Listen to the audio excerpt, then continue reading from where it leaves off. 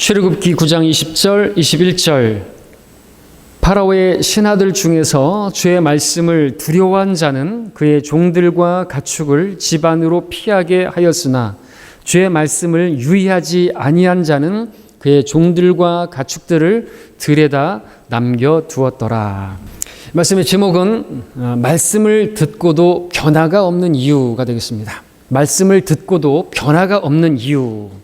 우리는 이 점에 대해서 매우 의아해할 때가 있습니다. 어째서 나는 하나님 말씀을 듣는데 변화가 없는가라는 그러한 의아함을 여러분들 가져본 적 있습니까? 나는 시간이 지났는데, 나는 예배를 드리고 있는데, 하나님 말씀을 듣는데 왜 나는 변화가 없는 것인가? 이유가 무엇인 줄 아십니까? 오늘 그 이유를 알게 되실 것입니다. 말씀을 듣기는 들어도 유의해서 듣지 않기 때문이죠. 오늘 본문에 나오는 이집트인들이 그것을 보여주고 있지 않습니까? 그들은 하나님께서 모세를 통하여 우박의 재앙을 경고하셨는데도 그 경고에 유의하지 않아서 그 종들과 짐승들이 우박에 맞아 죽게 되고, 어떤 사람들은 그 말씀에 유의해서 그 말씀을 두려워해서 그렇게 받았더니 그 종들과 그 가축들을 집안으로 들여서 재앙을 피하게 된 것입니다. 차이가 어디 있는 것입니까? 하나님 말씀을 들을 때 하나님 말씀을 그렇게 유의해서 듣는 것이 필요한 것이죠. 하나님 말씀을 두려워하는 것이 필요하다는 것입니다. 자, 중요한 것은 무엇입니까? 모세를 통해서 하나님 말씀이 선포되니까, 그 사람의 말로 받아들이니까 아무런 변화가 없는 것이죠. 그러나 사람을 통해서 하나님 말씀이 들려진다 할지라도 그것을 사실들 그대로 하나님 말씀으로 받으니까 재앙을 피하게 되고 그렇게 되는 거 아닙니까? 이 시간에도 마찬가지입니다. 여러분, 데살로니가 교회가 왜 3주 만에, 그 새 안식일 만에 그렇게 놀랍게 부흥한 줄 아십니까? 그들이 사실 그대로 사도 바울이 말했지만 바울의 말을 사람의 말로 받아들이지 않고 사실 그대로 하나님 말씀으로 받았더니 그들 가운데, 그들 안에서 효과적으로 역사해서 하나님의 능력의 말씀이 바로 그들 교회를 부흥시켰던 것입니다. 그 사람을, 그 성도를 부흥시켰고 그 사람을 변화시켰던 것이죠. 왜 하나님 말씀을 똑같이 듣는데 어떤 사람들은 변화가 되고 하나님 앞에 헌신하는데 어떤 사람들은 헌신하지 않고 여전히 시간이 가도 변화가 없는 것입니까? 사람이 전하니까, 인간이 전하니까, 인간의 말로 받아들이니까 변화가 없는 것이라는 것이죠. 그래서 지금 기도했던 것처럼, 늘 기도했던 것처럼 사실 그대로 여러분 하나님 말씀으로, 이 시간 하나님께서 나에게 주시는 말씀으로 받을 때 변화가 있음을 여러분들 기억하시고 이 시간에 하나님의 음성을 듣는 시간 되기를 바랍니다.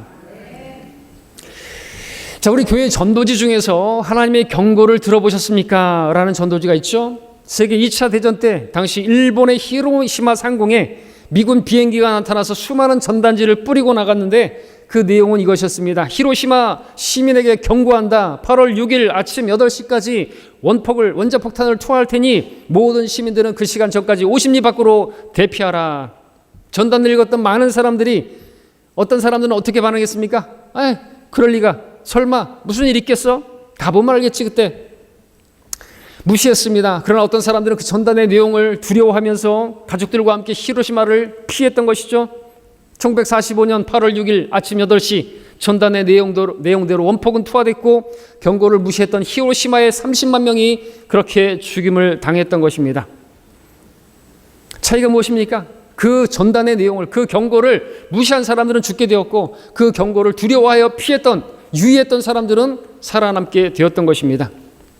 지금도 마찬가지죠. 지금도 하나님께서는 성경을 통해서 또 하나님의 사람들을 통해서 경고의 메시지를 전하고 있는데 어떤 사람들은 말씀을 듣는데 그냥 무시하고 지나갑니다. 미쳤다 그러고 지나갑니다. 어쨌든 많은 사람들이 그렇게 비아냥거리고 그렇게 돌아가는 것이죠. 왜요? 왜 그렇게 하는 겁니까? 사람이 전하니까, 우리가 개인적으로 복음을 전하니까 이 하나님의 말씀, 복된 말씀을 받아들이지 않고 그냥 무시하고 지나가는 사람들은 어떻게 되면 결국엔 그 원폭에 맞아 죽었던 사람들처럼 지옥에서 영원히 불타고 고통하게 될 것이에요. 이유가 무엇이죠?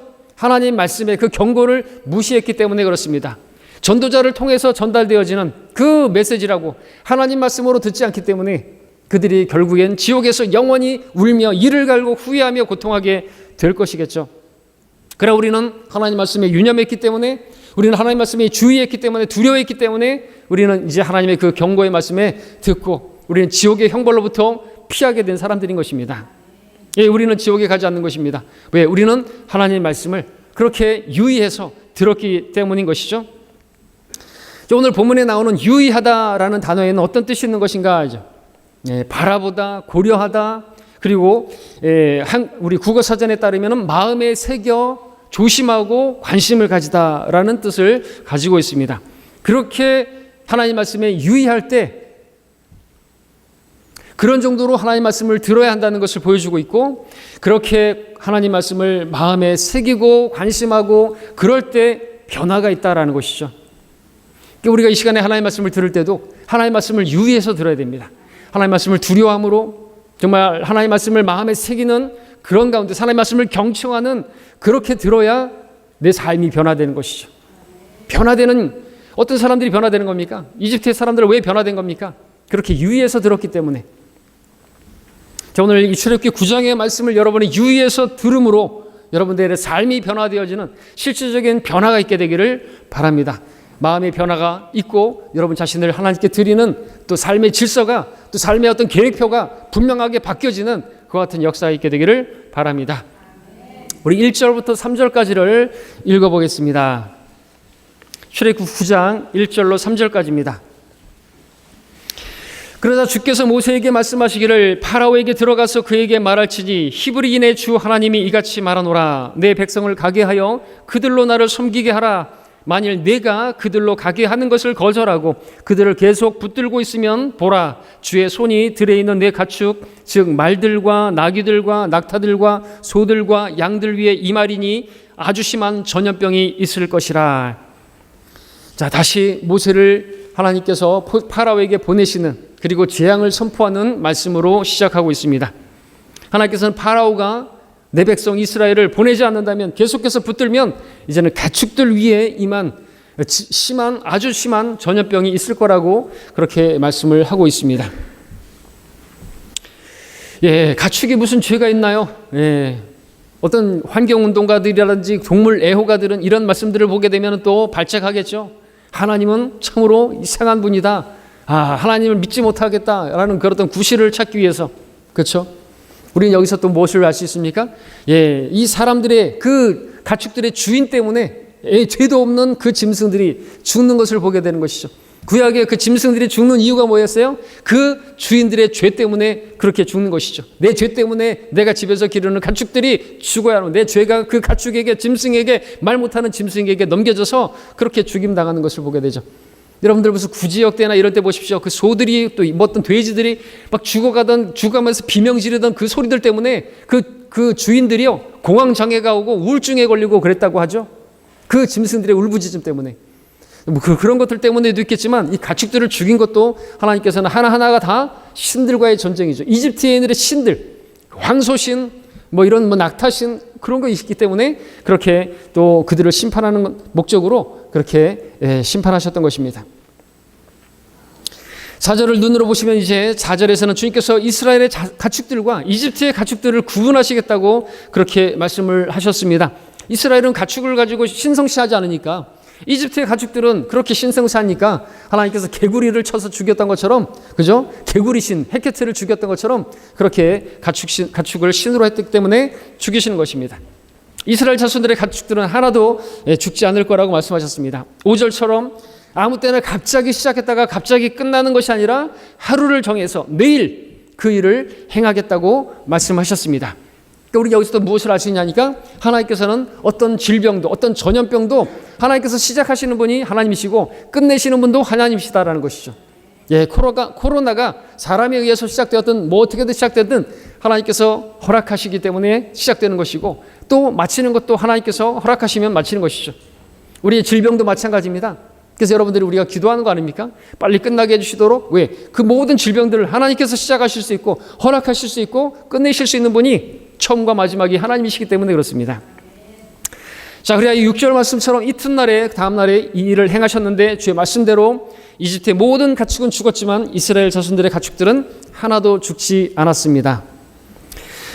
자, 주님께서 이 재앙으로 이집트를 이렇게 치신 이유는 이집트가 숭배하던 황소의 신 아피스와 암소의 신 하토르, 그리고 병을 치유한다는 치유의 여신 세크메트, 그 신들 같지 않은 신들을 심판하시기 위함이었던 것이며, 주님께서 그들이 숭배하던 모든 신들보다 더 크고 강하신 분이심을 분명하게 드러내 보이시기 위해서 바로 이런 재앙을 허락하셨던 것입니다. 자, 이제 이어지는 7절을 보겠습니다. 파라오가 사람을 보내니 보라, 이스라엘인의 가축은 하나도 죽지 아니하였더라. 그래도 파라오의 마음이 완악하게 되어 그가 백성을 가게 하지 아니하더라. 자, 우리는 여기서 무엇을 보게 되냐 하니까 파라오도 하나님의 말씀에 관심을 어느 정도 가졌다는 사실을 볼 수가 있는 것이죠. 그것은 정말 이스라엘의 가축들은 하나도 죽지 않았는지에 대해서 호기심 반, 관심 반, 그렇게 하나님 말씀을 유의했다라고는 볼 수가 없는 것이죠. 유의했다라고 한다면은 그렇게 명령을 내렸을 것이고 했겠지만 어느 정도의 관심은 가졌던 것을 보게 된다는 것입니다. 그 사람을 보내서 확인해 보니까 정말로 이스라엘의 가축들은 하나도 죽지 않은 것을 확인하게 된 것이죠. 그렇게 하나님의 말씀대로 이루어진 것을 보았는데도 이상하게도 불구하고 파라오는 여전히 완악하게 이스라엘 백성들을 가게 하지 않은 것을 보게 됩니다. 자, 파라오는 주님께서 행하신 그 일에 관심을 갖기는 했습니다. 근데 주의 말씀대로 되었는데도 불구하고 그렇게 보내지 않은 것은 그 말씀을 유의하지 않고 있는 것을 여전히 보고 있는 것이죠. 때문에 그의 마음은 여전히 완악해졌습니다. 더 완악해졌다고 말할 수도 있겠죠. 자, 그의 관심은 어디에 있었는 것입니까? 왜 그렇게 주의 말씀을 유의하지 않는 것입니까? 왜 그가 주의 말씀을 관심이 있는 것처럼 보이는데도 여전히 완악하고 있는 것입니까? 비록 그가 주의 말씀에 관심은 어느 정도 있었는지는 모르겠지만 그보다는 그가 자신에 대해서 더 관심을 가지고 자신의 명예에 더 관심을 가지고 자신의 그 왕국에 대해서 더 관심을 가지고 거기에 더 유의했기 때문이다 라고 말할 수가 있습니다. 여러분 9장 17절을 보니까 그가 스스로 높아져 있는 모습을 보게 되죠. 예, 하나님께서 말씀하시는 것이 스스로 높이는 거예요. 자기를 높이는 것이에요. 여전히 자기 중심적인 그 자아가 너무나 강해서 하나님 말씀에 유의하지 않는 것이죠. 문제는 그것입니다. 우리 싸움이라든지 어떤 부부 싸움이든 성도들 간의 싸움이든 어떤 싸움이든 다 자기를 높이는 자기 자존심을 굽히지 않기 때문에 완악해지는 것이고 그래서 주의 말씀대로 하지 않고 주의 말씀이 무엇인지 알면서도 불구하고 완악해지는 것이죠. 그래서 육신을 십자가에 못 박지 않으면 안 되는데 그것에서 항상 싸움이 시작하고 다툼이 시작되는 것을 보게 되는 것입니다.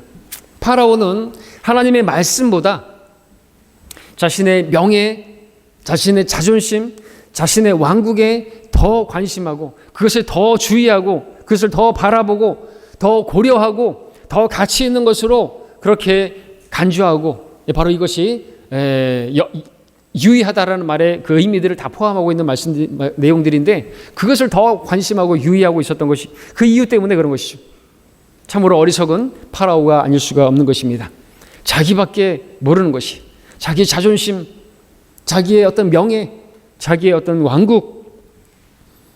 자, 우리는 어떻습니까? 우린 나 자신의 일만을 구하면 안 되는 것이죠. 사도 바울은 빌립보서를 쓰면서 각자 자기 일만을 구하고 그리스도 예수의 일은 구하지 않는다고 그렇게 탄식을 했습니다. 모든 사람이 자기 일만을 고려하고 거기에만 유의하고 그것만 관심하는 것이죠. 그런데 그런 가운데서도 사도 바울에게는 두 사람이 있었는데 한 사람은 아들이 아버지에게 하듯이 그렇게 마음을 다해서 섬겼던 디모데가 있었고 또 한 사람은 자기의 생명조차도 아끼지 않고 거의 죽음에 이를 정도로 자신의 헌신하는 바울의 부족함을 채웠던 에파프라디도가 있었습니다. 오늘날 교회에는 이와 같은 성도들이 필요한 것입니다. 그렇게 헌신적으로 그렇게 아들이 아버지에게 위하듯 그렇게 그리고 자기 몸도 돌아보지 않고 그렇게 섬겼던 그와 같은 성도들이 필요한 것이죠. 왜요? 주님께서 우리에게 그와 같이 자신의 몸을 헌신적으로 드려서 자신의 생명을 내어드려서 그렇게 우리를 구원하셨기 때문에 그렇습니다. 모두가 자기 체면과 자기의 편리함과 자기의 이익과 자기의 어떤 주장과 자기의 권리와 자기의 정당성과 자기의 인생을 그것만 관심하면서 그것만 유의하면서 그것만 생각하면서 그렇게 살아가는 이 마지막 라오디케아 시대에 자기 것은 돌아보지 않고 오직 주님만 주님의 일에 관심하고 그것을 마음에 새기고 그것들에 유의하는 성도들이 필요합니다.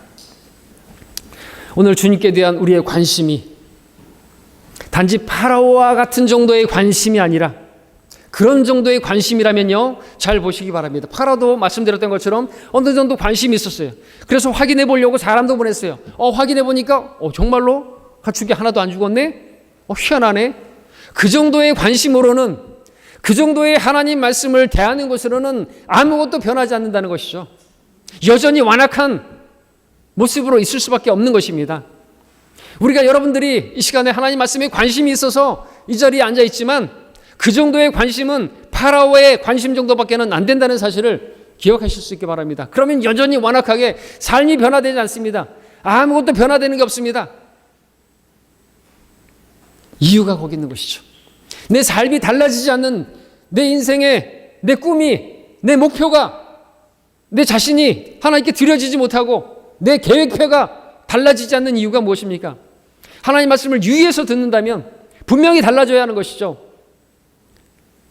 관심이, 유의함이, 하나님 말씀을 들을 때 하나님 말씀으로 듣는 것이 우리의 삶을 변화시키는 능력이 되는 것입니다. 다른 것이 아니죠. 우리가 주의 말씀에 유의하면요, 분명히 우리의 습관이, 우리의 생활이, 내 길이, 내 꿈이, 내 모든 것이 바뀔 줄로 믿습니다. 그러므로 하나님 말씀을 들을 때 우리가 하나님 말씀을 두려움 가운데 주여 말씀하소서 주의 종이 듣나이다, 그렇게 유의해서 듣게 되기를 바랍니다. 저를 보지 마시고 하나님 말씀으로, 하나님께서 여러분에게 직접 말씀하시는 말씀으로 들으시기를 간절히 원합니다. 자, 이어지는 8절부터 10절까지를 보겠습니다. 주께서 모세와 아론에게 말씀하시기를 너희는 가마에 제 두 움큼을 쥐고 모세는 파라오 앞에서 하늘을 향하여 그것을 뿌리라. 그것이 이집트의 온 땅에 작은 티끌이 되어서 이집트 온 땅에 걸쳐 사람과 짐승 위에 물집이 생기는 종기가 되리라 하시더라. 그들이 가마의 재를 가지고 파라오 앞에 서고 모세가 하늘을 향하여 뿌리니 그것이 사람과 짐승 위에 물집이 생기는 종기가 되더라. 자, 이 종기의 재앙, 앞서 선포됐던 전염병의 재앙이나 뒤에 나올 우박의 재앙과 같이 파라오에게 미리 경고하고 예고하고 그런 것 없이 곧장 진행된 그런 특징이 있습니다. 이 재앙은 가마의 재를 하늘에 뿌리게 되면 온 땅에 작은 티끌이 되어서 온 땅에 걸쳐서 사람과 짐승과 그들에게 물집이 생기는 종기가 될 거라는 그러한 재앙이었는데, 이 재앙은 이집트가 숭배하던 또 모든 치유의 신들을 치시기 위한 하나님의 목적이 있는 것이었죠. 치유의 신 타이폰, 치유의 여신 세크메트, 아까 말씀드렸던 의술의 신 임호텝, 이러한 신들을 하나님께서 치시는 것입니다. 가짜 신들이 거짓 신들이지만 그들이 섬기는 그러한 신들이 아무것도 아니라는 사실을 여실히 보여주기 위한 그러한 신들의 전쟁이었던 것입니다. 이어지는 11절 12절을 읽겠습니다. 마법사들도 종기 때문에 모세 앞에 설 수 없었으니 이는 종기가 마법사들과 모든 이집트인들 위에 임하였음이더라. 그러나 주께서 파라오의 마음을 완악케 하게 하셨으므로 그가 그들에게 경청하지 아니하였으니 주께서 모세에게 말씀하신 대로더라. 자, 주께서 파라오의 마음을 완악하게 하셨다는 것은 앞서 말씀드렸던 것처럼 그가 스스로 완악했던 것입니다. 하나님께서 그들을 내버려 두시니까, 버림받은 마음 가운데 내버려 두시니까 그들이 그냥 더 악하게 행하고 로마서 말씀대로 그랬던 것이죠. 11절에서는 종기 때문에 마법사들이 사람들 앞에, 모세 앞에 설 수가 없었다고 했습니다. 그동안에 그들은 모세 앞에 서가지고 흉내내고 했었습니다. 그런데 이제는 마법사들에게도 종기가 내리니까 설 수가 없었던 것이죠. 당시 이집트의 마법사들, 그들은 자기들의 그 주문으로 질병을 치유한다고 하는 자들이었습니다. 그런데 그들조차 종기로 고통당하고 있기 때문에 이집트인들을 치유한다고 나설 수가 없었어요. 나댈 수가 없었던 것이죠. 만약 그들이 나타나가지고 종기를 치유한다고 나댔다고 한다면 그들이 말했겠죠. 의사야, 너나 고쳐라.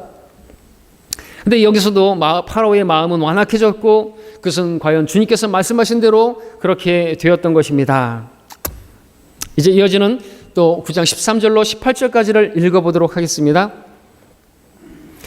주께서 모세에게 말씀하시기를 아침에 일찍 일어나 파라오 앞에 서서 그에게 말할지니 히브리인의 주 하나님이 이같이 말하노라. 내 백성을 가게 하여 그들로 나를 섬기게 하라. 내가 이번에는 나의 모든 재앙을 내 마음과 내 신하들과 내 백성 위에 보내어 너로 하여금 온 땅에 나 같은 이가 없음을 알게 하리니 이제 내가 내 손을 뻗쳐 전염병으로 너와 내 백성을 치면 내가 땅에서 끊어지리라.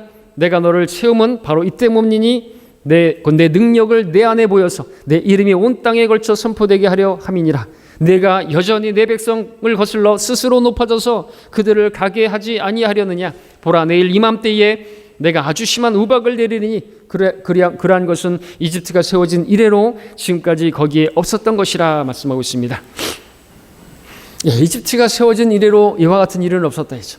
대환란 때도 이와 같은 일들이 이루어질 것인데 주님께서 말씀하신 것처럼 세상이 시작된 대로 그와 같은 일은 있어 본 적이 없었다라고 말씀하실 정도로 그렇게 말씀하셨는데, 이집트에 내렸던 모든 재앙들은 대환란 때 재현될 것인데 이집트에 내려졌던 그 재앙보다도 더한 그러한 재앙이 세상이 시작된 이래로 그와 같은 재앙이 없을 것이라고 말씀하셨기 때문에 더 큰 재앙이 남아 있었던 것입니다. 이것은 그야말로 모형이죠. 대환란 때 바로 세상에 내려질 그러한 재앙에 대한 모형인 것입니다.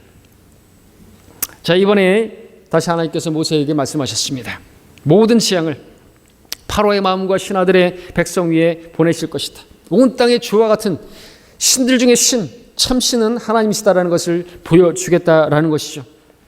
완악한 파라오를 통해서 하나님께서 주의 능력을 보여주시고, 그렇게 완악한 파라오도 꼬꾸라지게 만드시려고 하나님께서, 그리고 나중에 이스라엘 백성들이 출애굽하고 나서 그렇게 놀라운 기적들을 보면서 참으로 하나님은 위대하신 분이시고 능력에 있어서 제한이 없으신 전능하신 분이시구나, 모든 것을 통제하시는 분이시구나, 관장하고 계시는 분이시구나 하는 것을 보여주시기 위해서 그렇게 허락하신 것이죠. 나중에 그런 것들에 대해서 유월절이라든지 물어보게 되면 그 다음 세대들이 하나님께서 어떻게 그 이집트에 재앙을 내리시고 어떻게 그들을 구원해 내셨는지를 가르쳐주고 전해주고 하나님이 참으로 위대하신 분이라는 것을 가르쳐주시기 위해서 이와 같은 재앙들도 허락하신 것이죠. 파라오의 완악함을 통해서 그와 같은 역사들을 보여주시고, 그래서 하나님께서 이 모든 것들을 통해 합력하여 선을 이루시는, 참으로 하나님께서 이스라엘의 백성들에게서 높임을 받기 위해서 그런 일들을 허락하신 것을 보게 됩니다. 자, 이번에 예고된 재앙은 이제 심한 우박이었습니다. 이집트가 세워진 이래로 이와 같은 우박은 없었던 것이죠. 자, 이어지는 19절로 21절까지 오늘 본문을 읽었는데 다시 한번 읽겠습니다. 그러므로 이제 보내어 내 가축과 내가 들에 소유하고 있는 모든 것들을 모으라. 들에 있고 집으로 들이지 않은 모든 사람과 짐승 위에 우박이 내리니 그러면 그들이 죽으리라 하라 하시니라. 파로의 신하들 중에서 주의 말씀을 두려워한 자는 그의 종들과 가축을 집안으로 피하게 하였으나 주의 말씀에 유의하지 아니한 자는 그의 종들과 가축들을 들에다 남겨두었더라. 자, 7번째 재앙인 우박 재앙에서 한 가지 특징이 있다고 한다면 이 재앙은 이제 피할 길을 미리 알려주는 것입니다. 19절에서 그러므로 이제 보내어 가축과 들을 모아서 집안으로 들여 보내라고 말하고 있습니다. 밖에 있다가 우박에 맞아 다 죽게 되니까 집안으로 피하면 살 수 있을 거라고 미리 경고의 말씀을 주셨던 것이죠. 그에 따라 20절에서 주의 말씀에 유의해서 들은 자들은, 그 말씀을 두려워한 사람들은 자기 종들과 가축들을 집안으로 들여서 피하게 해서 안전을 확보했습니다. 그러나 21절의 말씀처럼 주의 말씀을 두려워하지 않고 우습게 여기고 유의하지 않은 자들은 여전히 자기 종들을 가축들을 밖에다 뒀다가 그냥 죽임 당하게 만든 것이죠. 자, 그동안의 재앙들을 하나님께서 말씀하신 대로 그 모든 재앙들이 다 이루어지고 그것을 겪었음에도 불구하고 정말 어리석게도 어떤 파라오의 신하들은요, 말씀에 유의하지 않았던 것이 인간의 완악함이 그런 것입니다. 우리는 지금도 그 모습을 보는 것이죠. 어제도 보는 것이죠. 하나님의 말씀이 들려질 때 두 가지 반응이 늘었다는 거죠. 어떤 사람들은 그냥 흘려듣고 어떤 사람들은 유의해서 듣고요. 유의해서 들은 사람들은 살고요. 흘려듣고 우습게 여기고 가볍게 여긴 사람들은 멸망을 당하는 것이에요. 우리가 저 사람들하고 차이가 뭡니까? 다른 게 아니잖아요. 하나님 말씀을 유의해서 들은 우리들이고요. 저 사람들은 하나님의 말씀을 우습게 들으니까 멸망하는 것입니다. 그리고 이것은 계속해서 되는 것이죠. 우리 교회 하나님께서는 구원받는 것만이 전부가 아니고 모든 사람이 구원을 받고 진리의 지식에 이르기를 원하시는데 누가 진리의 지식에 이르고 누가 하나님 아는 지식 안에서 장성한 분량에 이를 수가 있는 것입니까? 하나님의 말씀을 들을 때, 성경을 읽을 때 그냥 읽는 것이 아니라 하나님 말씀으로 읽고 하나님 말씀을 들을 때, 하나님 말씀으로 들을 때, 그렇게 들을 때 진리의 지식에 이르게 되고 하나님의 사람으로 온전하게 되어지고 선한 일에 열심히 철저히 구비되는 그러한 하나님의 사람이 될 수가 있는 것입니다. 하나님의 말씀이 능력이 있기 때문에 그렇죠.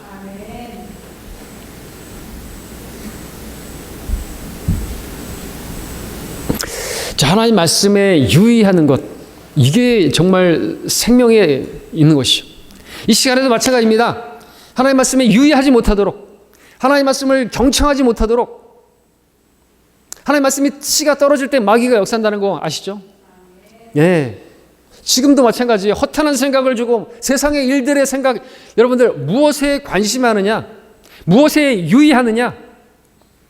파라오에게도 어느 정도의 관심이 있었어요. 근데 그 정도의 관심으로는 삶이 변하지 않는다니까요. 여러분들이 다른 것에 관심하고 세상 것들에 관심하고 있으면 하나님 말씀이 안 들리는 거예요. 근데 하나님 어떤 것들 우리가 관심하는 정도가 아니라 유의하는 것이 우리에게 필요하다는 것이죠.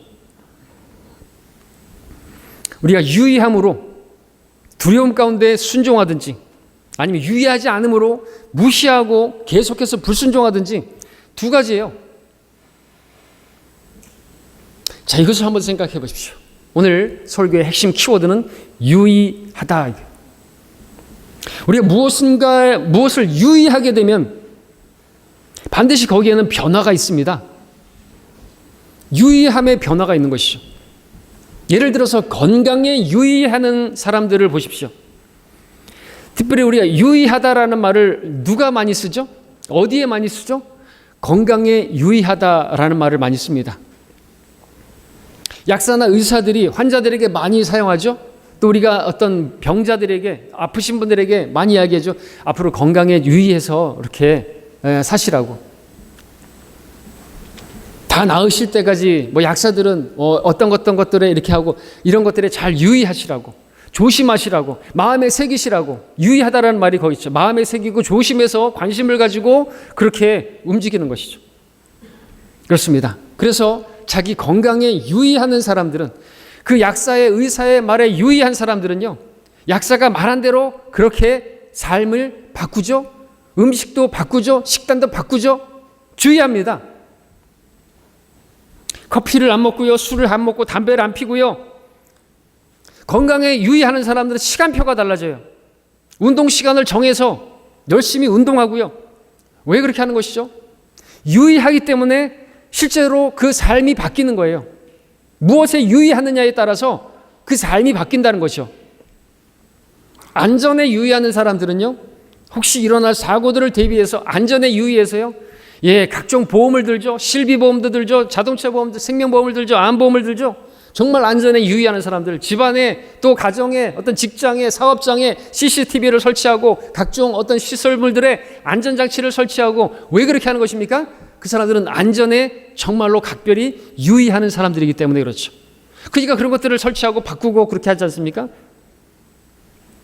그렇다면 하나님의 말씀에 유의하는 사람들은 어떻게 바뀔까요? 이제 곧 주님께서 다시 오실 것이고 세상의 끝날이 임할 것이고 자신이 그리스도의 심판석 앞에 설 것이라고 하는 하나님 말씀에 유의하는 사람들은 과연 어떤 삶을 살게 될까요? 분명히 변화가 있게 될 것입니다. 주님의 말씀에 유의하게 되면 거기에는 삶을 바꾸는 힘이 있는 것이에요. 무엇이에요? 유의할 때, 경청할 때, 하나님 말씀으로 들을 때. 에녹을 생각해 보십시오. 에녹은 65년을 그저 그렇게 살았습니다. 그러다가 무드셀라를 낳았습니다. 무드셀라를 낳고 나서 300년을 하나님과 동행하며 살았습니다. 왜냐하면 에녹이 무드셀라를 낳았을 때 하나님께서 노아의 홍수에 대한 심판을 계시해 주셨기 때문이고, 에녹은 그 심판에 대해서, 그 말씀에 대해서, 그 재앙에 대해서 유의했기 때문에 그때로부터 300년을 하나님과 동행하면서 의의 전파자로서 모든 불경건한 자들의 그 불경건에 대해서 심판하신다고, 하나님께서 수많은 성도들과 함께 내려오셔서 하나님이 심판하신다고 그렇게 전파했던 것이죠. 외쳤던 것입니다. 거리 설교했던 것입니다. 왜요? 그는 하나님 말씀에 유의했기 때문에, 마음에 새겼기 때문에. 오늘 우리가 그처럼 유의한다면, 우리가 유의하는 것에 따라서 우리의 삶이 달라질 것이, 어떤 사람들은 유의한다라는 것 좀 다르게 표현해서 관심하는 거, 무엇에 관심하느냐? 어떤 사람들은 애완견에 관심을 하는, 온통 애완견에. 그리고 고양이 뭐라 그래요? 애완양이에요? 예? 애완묘예요? 그런 것에 관심하면 뭐부터 달라지는 줄 아세요? 핸드폰 배경화면부터 바뀌어요. 온통 모든 것이 PC 화면에 배경화면부터 해가지고 다 게임에 관심이 있고, 게임에 유의하는 사람들은 배경화면이 게임 같은 캐릭터로 바뀌죠. 무엇에 관심하느냐에 따라 다 바뀌어버리는 거예요. 생각 자체가 바뀌는 거예요. 예배가 끝나고 나서 예배를 잘 드리는 사람, 하나님 말씀에 유의한 사람들은 하나님 말씀을 의미하면서 내가 어떻게 살 것인가, 내 계획표가 바뀌어지는데, 여전히 지금 이 시간에도 내가 관심하는 것이, 내가 사랑하는 것이 어떤 게임이고, 어떤 애완견이고, 애완묘면 여전히 그것들에 대해서 관심하면서 그러고 있겠죠. 달라지지가 않아요. 말씀에 유의하지 않으니까 삶이 달라지지 않고 변화가 없습니다. 성장이 없습니다. 자, 우리가 관심하는 것들이 세상과 세상에 있는 것들이라면 오늘 우리의 마음의 변화를 받아 하나님 우리의 몸을 거룩한 산제물로 하나님께 드리기를 바랍니다. 그리고 우리가 불타 없어져 버릴, 사라져 없어져 버릴 것들에, 그런 것들에 유의할 것이 아니라, 관심할 것이 아니라 영원하고 썩지 않고 쇠하지 체전하지 않을 우리에게 주실 그 상과 유업과 면류관을 거기에 우리가 관심하고 유의하는 우리가 되기를 바랍니다. 자, 22절로 26절까지를 이어서 보겠습니다.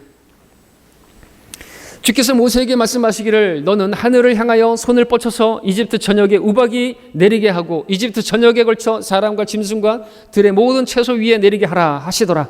모세가 하늘을 향하여 그의 막대기를 뻗치니 주께서 천둥과 우박을 보내시고 불이 땅 위로 달리더라. 주께서 이집트 땅에 우박을 내리시니라. 그러므로 우박이 내리는데 매우 심한 불이 우박과 섞여 내리더라. 이집트가 나라가 된 이래로 이집트의 온 땅에 그와 같은 것은 한 번도 없었더라. 우박이 이집트 온 땅에 걸쳐 사람과나 짐승이나 들에 있는 모든 것을 쳤으며 우박이 들에 있는 모든 채소를 치며 들에 있는 모든 나무를 꺾었으나 이스라엘 자손들이 살고 있는 구세 땅에는 우박이 전혀 내리지 않았더라. 자, 주의 말씀대로 그렇게 모세가 그렇게 하니까 천둥과 불 섞인 우박이 내리기 시작했습니다. 우박이 들에 있던 모든 사람과 짐승을 쳤고 모든 채소와 나무까지 다 꺾어버렸습니다. 자, 그렇다면 이 재앙은 무엇을 위한 재앙인 것입니까? 물론 파라오의 완악함을 꺾기 위한, 이집트를 치기 위한 심판이었죠. 그러나 그 심판의 내용들 하나하나는 이집트의 신들을 치기 위한 그러한 내용이라는 사실을 말씀을 드렸죠. 이집트에서 하늘의 신이라 불리는 매의 얼굴을 하고 인간의 모습을 한 호루스, 그리고 하늘의 여신 누스, 그리고 대기의 신이라고 하는 슈, 그 거짓 신들을 치기 위한 것입니다. 그 신들이 아무것도 아니라는 사실을, 그래서 이집트와 고센 땅, 이스라엘이 거주하고 있던 것들을 구별해서 이렇게 심판하신 것은 대기와 하늘과 모든 것들을 관장하시는, 바람까지도 주관하시고 모든 것들을 경계를 나누시고, 그것들은 바로 신들이 아니라 바로 참 하나님이시다라는 것을 보여주시는 것이죠. 심지어 하나님께서 26절에서 그렇게 말씀하시면서 모든 것을 통제하시는, 모든 것들을 주관하고 계시는 주님을 여실히 보여주고 계시는 것입니다. 자, 이렇게 되자 다급해지는 파라오의 반응을 한번 보도록 하겠습니다. 27절, 28절입니다. 파라오가 보내어 모세와 아론을 불러 그들에게 말하기를 이번에는 내가 죄를 지었도다. 주께서는 의로우시나 나와 내 백성은 악하도다. 주께 간구하여 이만하면 충분함이라. 강렬한 청들들과 우박이 더 이상 없게 하라. 그리하면 내가 너희를 가게 하리니 너희가 더 이상 지체하지 말지니라 하니. 드디어 우리는 파라오의 입에서 놀라운 고백을 듣게 됩니다. 파라오는 사람을 보내서 모세와 아론을 불렀고요. 그러고 놀랍게 말합니다. 이번에는 내가 죄를 지었도다. 자기가 죄를 지은 죄인이라고 고백하는 것이 자백한 것입니다. 그리고 주께서 의로우시다고 놀라운 고백합니다. 주님은 의로우시다. 죄가 없으시나 나와 내 백성은 악하도다. 주께 간구해달라고 중보기도 요청을 하네요. 그러면 내가 주의 말씀대로 순종해서 너희를 가게 할 것이다. 순종을 결심합니다. 자, 이제 드디어 파라오는 완전히 무너진 것 같고 우리 주님께서는 완전히 승리한 것처럼 보입니다. 그런데 파라오의 이와 같은 고백에 모세는 어떻게 말을 했던 것입니까? 이어지는 29절로 33절까지를 읽겠습니다.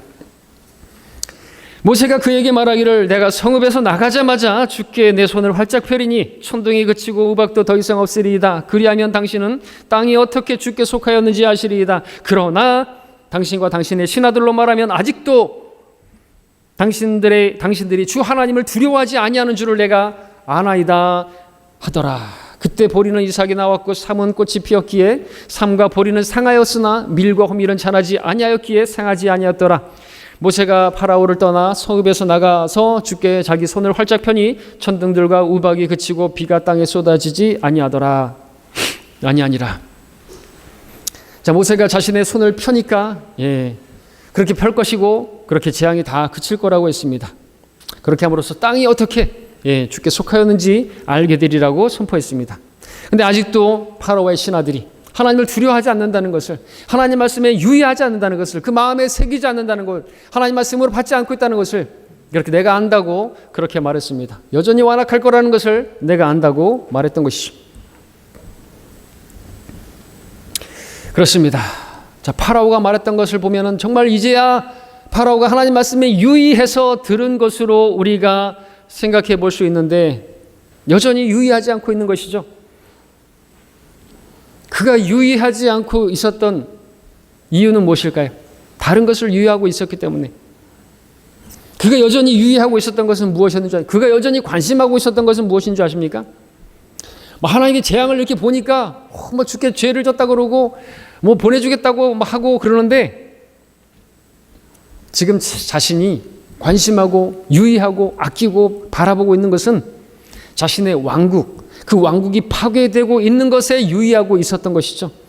하나님 말씀을 유의해서 그 말씀을 두려워한 것이 아니라 자신이 왕국이 무너지고 있는 것을 보면서 두려워하고 그것에 관심을 두고 바라봤기 때문에 그렇습니다. 여러분들도 우리가 여기서 배워야 되는 것입니다.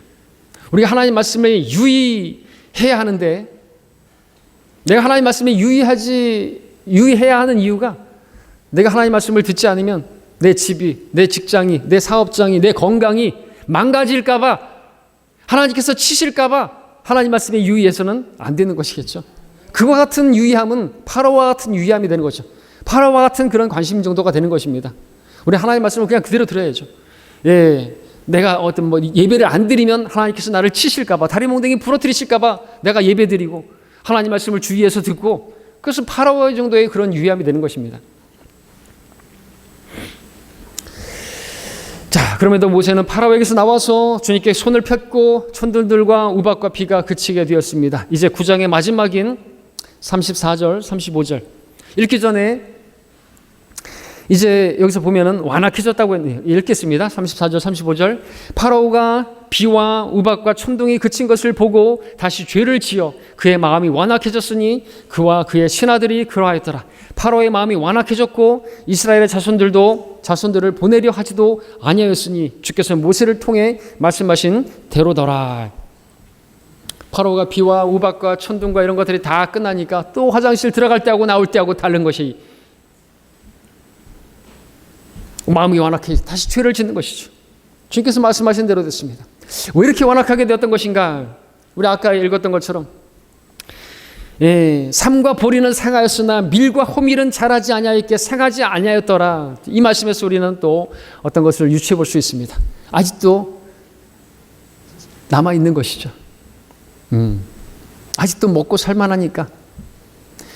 여러분들, 그 탕자가 돼지 껍질 주스도 먹을 게 없으니까 그때서야 아버지를 찾게 되었던 것이죠. 아직까지 밀과 호밀은 남아있어요. 이렇게 인간이 완악한 것입니다. 다 끝장이 나야 그때서야 하나님 앞에 무릎 꿇고 나오는 것이죠. 여러분, 우리 그러면 안 되겠죠?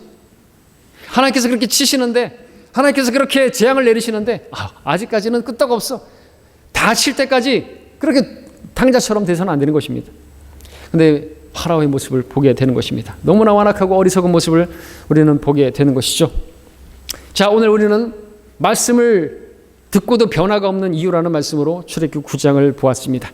파라오는 전염병의 재앙, 종기의 재앙, 우박의 재앙을 당하면서도 주의 말씀과 주님의 일하심에 대해서 관심을 가지기는 했지만 유의하지 않았습니다. 관심 가졌습니다. 그래서 사람을 보내서 하나님 말씀으로 되었는지, 정말로 고센 땅에 그 이스라엘 백성들의 가축들은 죽지 않았는지 확인도 해봤습니다.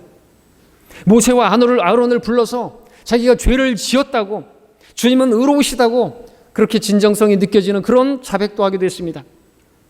그런데 말입니다. 그럼에도 말입니다. 파라오는 바뀌지 않았습니다. 바뀌지 않았습니다. 왜 바뀌지 않았습니까?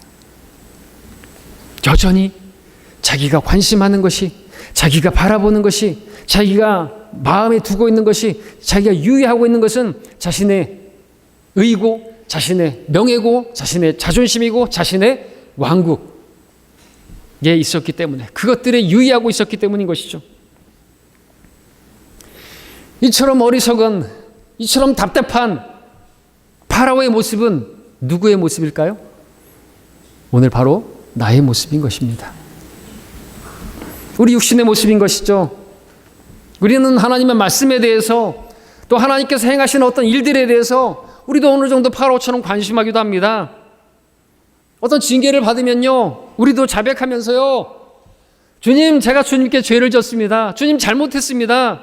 용서해 주십시오. 주님, 의로우십니다. 라는 고백을 하기도 하고요. 그렇게 재앙을 당하면요, 파라오가 했던 것처럼 이제는 주님께 순종해서 이스라엘을 보내주겠다고 말한 것처럼 이제는요, 주님께 순종하겠습니다. 주님 말씀대로 살겠습니다. 그렇게 우리도요, 서운도 하는 것이죠. 그런데 말입니다. 조금 지나면, 그 재앙이 지나고 나면 변화가 없어요. 또다시 완악합니다. 우리가 하나님 말씀에 유의한다면, 하나님 말씀으로 받는다면요, 우리의 실질적인 변화가 있어야 돼요. 변화가 없으면 그럼 파라오입니다. 여전히 완악해요. 지난 시간 우리가 말씀드렸잖아요. 오직 오늘이라고 부르는 날에 우리가 매일 서로 권면하여서 죄의 속임수에 빠지지 말고, 내일이라고 말하지 않고 오늘이라고 불리는 날에 죄의 속임수에 빠지게, 그렇게 완악하게 되지 않도록 하나님께서 말씀하셨는데, 여러분들 그렇게 오늘 하루하루를 헛되이 보내지 않고 주님의 명령에 순종하고 여러분들이 하나님 앞에 말씀드린 그 말씀들을 행하지 않으셨다면 여러분, 파라오예요. 내가 바로 파라오라는 것입니다.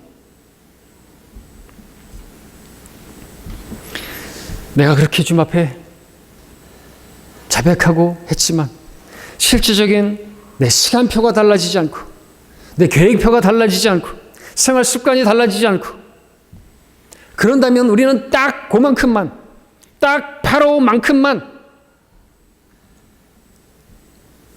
말씀에 유의하는 것이라고 말할 수 있겠죠. 그러나 그것은 유의하는 것이 아닙니다. 유의한다는 말은 마음에 새기고 관심하고 그렇게 조심하는 것과 관련되어 있기 때문에 그렇습니다. 자, 우리 모두가 하나님 말씀에 유의해서 정말 그렇게 마음에 새기고 경청하는 우리 하나님의 사람들이 되기를 하나님께서 바라십니다. 이제 말씀을 정리하면서 히브리서 11장 말씀을 함께 보도록 하겠습니다. 히브리서 11장 24절로 26절까지 읽겠습니다.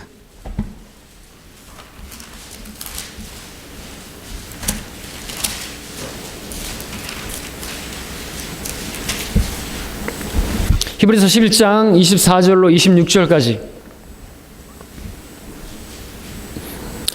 교대로 읽도록 하겠습니다. 26절은 같이 읽겠습니다. 제가 24절 읽겠습니다. 여러분은 25절, 26절 함께.